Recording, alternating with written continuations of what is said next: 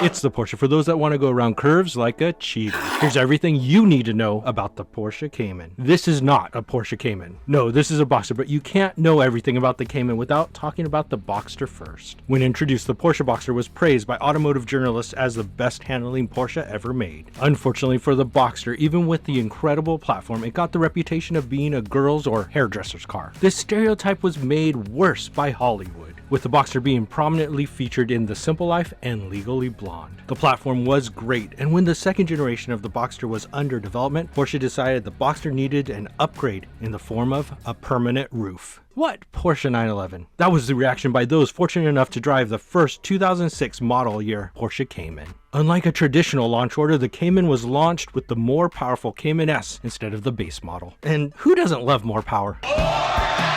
With a 3.4-liter flat-six engine, it pumped out 295 horsepower with performance figures nearly identical to the previous generation Porsche 911. Add that to the neutral mid-engine layout and the Cayman was seen as a better platform than the 911 by many. The Cayman sat right in the middle of Porsche's sports car lineup between the Boxster and the 911. And no, Rebecca, the middle sibling doesn't have it harder. With its superior platform and smaller size, Porsche had to keep the Cayman from getting too close to the more expensive 911. Most enthusiasts felt that given the same power outputs as the 911 that the Cayman was the better car. Yes, the Cayman S was brilliant, and when the base 2.7-liter model was introduced, it was still a strong performer, especially in the bends. But there was trouble in paradise. The 987.1 generation made from 2006 through 2008 had an Achilles heel. The infamous IMS bearing that when it goes wrong causes the engine to eat itself was part of the design. The 2006 through 2008 987.1 generation Cayman used a larger single-row internal bearing instead of the more failure-prone smaller single-row bearing in the 2002 through 2004 Boxster and 911. One downside to the design is that it is a non-serviceable internal bearing. Having said this, failure rates are estimated at less than 1%. Still, as the IMS bearing news became overblown, it kept some from even considering a 987.1 Cayman. I mean, I'm sure there isn't anyone out there profiting on the fear of an IMS bearing failure. I like money! The 2009 through 2012 987.2 generation Porsche Cayman featured a new engine design that went away from the IMS bearing design. The 3.4-liter S model also got direct fuel injection. The base model's displacement also increased to 2.9 liters. But even bigger, the 987.2 generation also features the special Porsche Cayman R. The more focused mid-engine sports car is 121 pounds lighter than the Cayman S of the same time period, and it had 9 horsepower more than the S at 325 horsepower. While none of this sounds like huge changes, it made for a sharper, more focused driving experience, one that made the lack of air conditioning worth it. For the 2014 through 2016 981 generation Porsche Cayman, the masters at Stuttgart decided to give the sports car junior supercar styling. And unfortunately, electronic steering. That one hurt, but I got better. Got better? The styling may have changed to be more aggressive, but the basic formula of using a flat six with a mid-engine layout remained the same, but of course with a bit more power. The 981 generation Cayman has been known to be an overall dependable sports car, and while the Cayman and Cayman S were quite good, the 911 was still out of reach. Then in 2014, the Cayman got the GTS. The Cayman GTS got a slight power bump up to 340 horsepower compared to 325 horsepower for the S model. Beyond the extra power, it also got a new sports exhaust system, and a ton of optional items for the S were standard in the GTS. Yes, life was good for the Cayman, but it still was kept from getting so much power that it would get too close to the sacred 911. But someone at Porsche must have hidden the details of their new Cayman from the Porsche Illuminati that made sure it would not compete with the 911. The base 2016 Porsche 911 Carrera pumped out 350 horsepower, and the idea that the Cayman would have similar power seems simply unthinkable. But then the Porsche Cayman GT4 was released, and there was much rejoicing.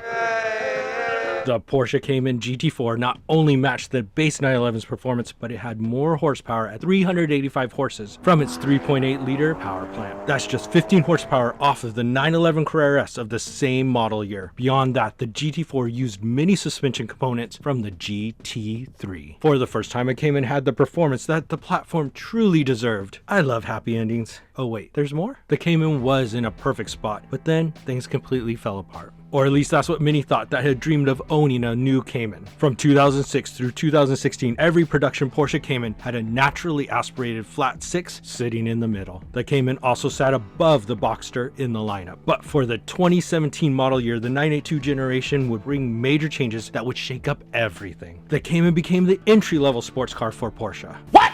And both the base Cayman and S models would now use turbocharged flat 4 engines. What?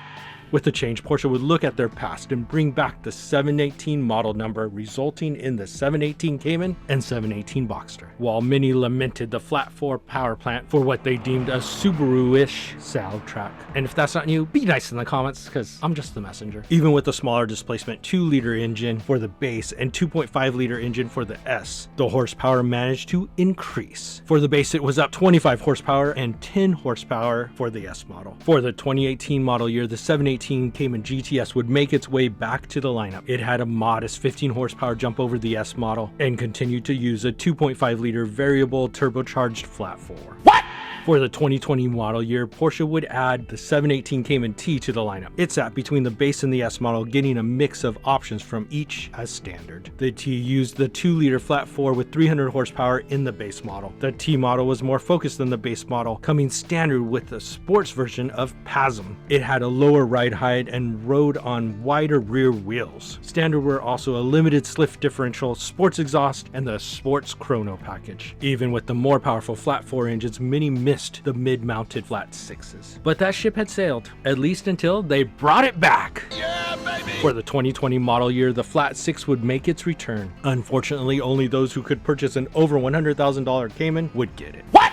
The new 2020 Porsche 718 Cayman GT4 got a 4-liter naturally aspirated flat 6 pumping out 414 horsepower. But Porsche would also release the Cayman GTS 4.0, which, as you probably figured out, also got a 4-liter flat 6 engine. It pumped out 393 horsepower. While not quite a GT4, it was certainly the type of power the 718 platform could handle. The 982 generation Porsche 718 Cayman had quite the lineup, and Porsche was able to relax and enjoy the great models. Another job well done. But they didn't. For the 2023 model year, Porsche released the ultimate Cayman, the track-focused 718 Cayman GT4 RS that pumped out 493 horsepower. Finally, Porsche had let their engineers make the best Cayman they could. Life just couldn't get any better, but nothing lasts forever. The Cayman as we know it will end in 2025. The next generation Cayman will be an EV. This means it will have crazy torque and be insanely quick. It also means it may end up with a soulless, disconnected feel to the driver that plagues EVs. But there is some hope that the EV will just replace the base and S models, leaving at least the GT4 and possibly GT4 RS to continue to be powered by a naturally aspirated flat 6. We can at least hope for the best. The thing is, the future is already here. So check out this video about the Porsche 911 Carrera GTS Hybrid and why it makes the Turbo S obsolete.